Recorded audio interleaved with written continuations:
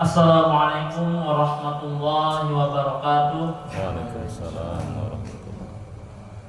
Alhamdulillahirabbil alamin. Assalatu wassalamu ala asrofil anbiya'i wal mursalin Muhammadin wa ala alihi wa ashabihi ajmain. Amma ba'du. Jemaah An-Najah yang dirahmati oleh Allah Subhanahu wa taala, puji syukur kita kehadirat Allah Subhanahu wa taala yang mana alhamdulillah kita dapat melangkahkan kaki kita untuk melaksanakan salat fardu Isya secara berjamaah yang disambung dengan salat qiyamul lail atau salat tarawih dan diakhiri dengan qunut. Tak terlupa juga yang kita agungkan, yang kita haturkan, yang kita muliakan Nabi Muhammad SAW, yang mana beliau berjuang penuh untuk mempertahankan kalimat La ilaha illallah Muhammadur Rasulullah, sehingga kita dapat menikmati indahnya agama Islam. Hadirin yang dirahmati oleh Allah Subhanahu wa taala, bulan Ramadan merupakan bulan yang penuh keberkahan, bulan yang penuh ampunan, atau yang disebut dengan Syahrul Maghfirah. Sebagaimana hadis Rasulullah sallallahu alaihi wasallam, "Man shoma Ramadana imanan wa ihtisaban, ghufira lahu ma taqaddama min dzambi." Ujar Nabi Muhammad, "Man shoma Ramadana," barang siapa yang berpuasa di bulan Ramadan, imanan wa ihtisaban, karena iman dan rasa tanggung jawab, ghufira lahu ma taqaddama min dzambi, maka diampuni dosa-dosanya yang telah lalu. Hadis riwayat Bukhari dan Muslim. Jemaah yang dirahmati oleh Allah Subhanahu wa taala, di dalam bulan Ramadan ada beberapa hal yang membatalkan kita berpuasa. Yang pertama yaitu makan dan minum secara sengaja. Hal itu sering terjadi pada anak-anak, remaja ataupun orang dewasa.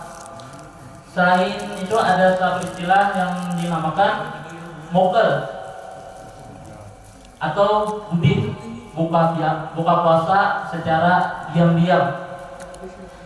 Mereka walaupun niat dari pagi, dari sahur, ya Allah aku berpuasa dari sahur sampai menjelang waktu sholat maghrib. Tapi karena imannya yang lemah, maka mereka berbuka puasa di siang hari, mencari tempat yang sunyi. Yang kedua yaitu muntah secara sengaja atau dipaksa. Yang ketiga yaitu ejakulasi secara sengaja. Nah,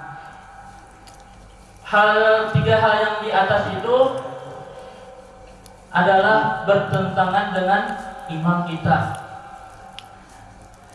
Kita memiliki yang namanya nafsu dan akal. Allah Subhanahu wa taala menciptakan manusia sangat sempurna dengan bentuk tubuh yang paling bagus. Namun jika nafsu yang mengendalikannya, maka dia akan lebih hina dari binatang. Namun juga jika akal selalu berzikir dan merenungkan keagungan Allah Subhanahu wa taala yang mengendalikannya, maka dia lebih mulia daripada para malaikat. Di dalam kitab Durratun Nasihin dijelaskan bahwa saat Allah menciptakan makhluk yang namanya akal dan nafsu, Allah kemudian memanggil akal, ya aklu, wahai akal, kesinilah. Maka akal pun datang. Kemudian Allah perintah, kembalilah kau. Akal pun kembali. Kemudian Allah tanya, wahai akal, siapakah engkau dan siapakah aku? Lalu akal pun menjawab, engkau itu adalah Tuhanku, engkau itu adalah Rabbku, sedangkan aku adalah hambamu yang lemah. Allah memuji bahwa akal adalah makhluk yang mulia. Berbeda dengan nafsu, kemudian Allah memanggil nafsu, wahai nafsu, kesinilah. Namun nafsu dengan angkuhnya tidak mau datang. Kemudian Allah bertanya, wahai nafsu, siapakah engkau dan siapakah aku? Sama pertanyaannya dengan akal tadi. Lalu nafsu menjawab, engkau adalah engkau, aku adalah aku. Dengan angkuhnya nafsu itu menjawab. Kemudian karena kesombongan nafsu itu, Allah memerintahkan malaikat agar nafsu dimasukkan ke neraka jahanam selama 100 tahun lamanya. Setelah dikeluarkan dari neraka, nafsu dipanggil Allah lagi dan ditanya dengan hal yang sama, siapa kamu dan siapa aku? Namun nafsu tetap menjawab, aku adalah aku, engkau adalah engkau. Kemudian karena kesemuanya itu, nafsu dikembalikan ke neraka selama 100 tahun karena tidak mengakui Allah itu adalah Tuhannya. Akhirnya Allah memerintahkan malaikat memasukkan nafsu ke Nurul Jauh, yaitu neraka lapar selama 100 tahun. Barulah ia mengakui bahwa Allah itu adalah Tuhannya dan dia itu adalah hamba yang lemah.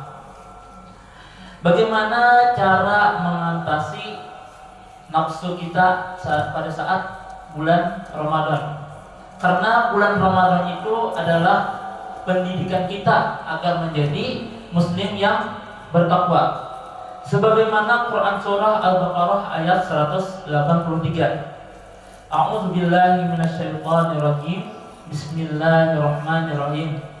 Ya ayyuhalladzina amanu kutiba alaikumusiyam kama kutiba alal ladzina min qablikum la'allakum tattaqun.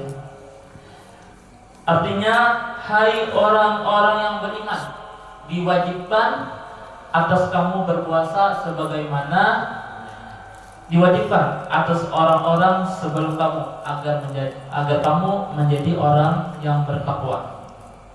Quran surah Al-Baqarah ayat 183. Mengapa harus menjadi orang yang bertakwa? Sebab pada ayat lain dalam Quran surah Al-Hujurat ayat 13, Allah Subhanahu wa taala berfirman, Inna akramakum indallahi atqakum.